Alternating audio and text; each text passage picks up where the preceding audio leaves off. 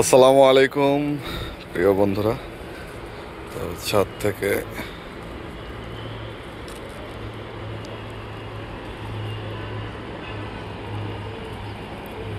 আজকে লেবু সংগ্রহ করব। অনেকদিন ধরে আসি না।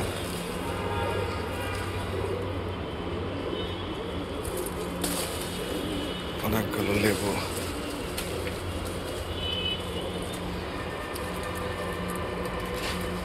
পেকে গেছে একেবারে।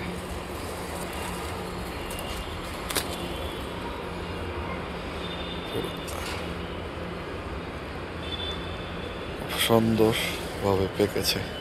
এই লেবুটার বীজ হয় না, সেই সাথে হচ্ছে খুব সুন্দর স্মেল। প্রচুর হয়, থোকায় থোকায় হয়, মাশাল্লাহ হতেই থাকে। তো কখনো গাছ খালি থাকে না। আদা গাছ তোলার সময় হয়ে গেছে। এটা মূলত হচ্ছে আমার বড় একটি ড্রামের মধ্যে বীজ বীজ হিসাবে রাখা। এগুলো একটা ড্রাম আমি বীজ হিসাবে রাখি। তো এটা সেটা এখানে রাখি। তো এটা হচ্ছে পুদিনা। এটা নতুন করে এখন এই অল্পটুকু থেকেই পুরা ড্রাম ছড়ে পড়বে ইনশাল্লাহ মাটিতে।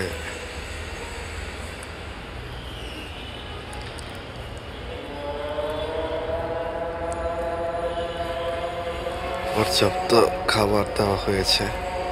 এখন নিয়ম করে হচ্ছে যে ঘাসগুলো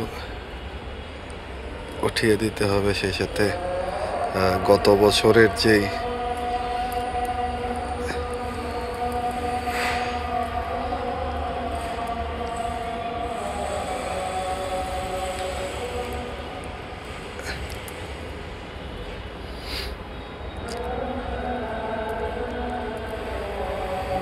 প্রচুর ঘাস হয় একটু সুযোগ পেলে।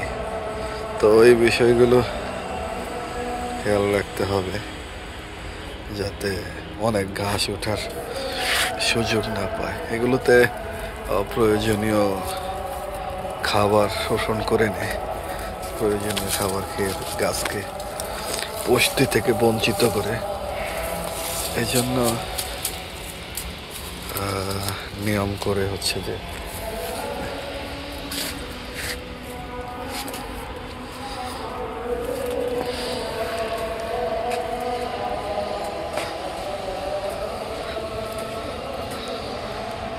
টমেটো,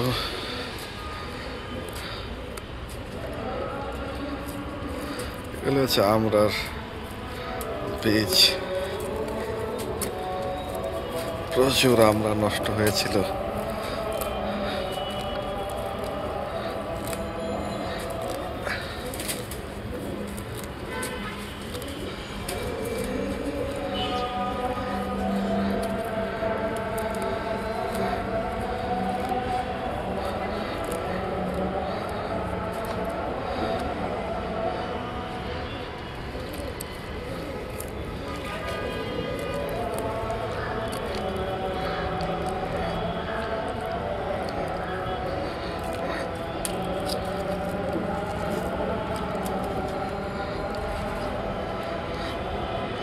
তা আসলে হচ্ছে যে আপনার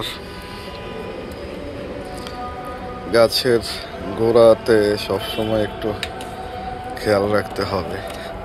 এটা কালো টমেটো। তো এখন মোটামুটি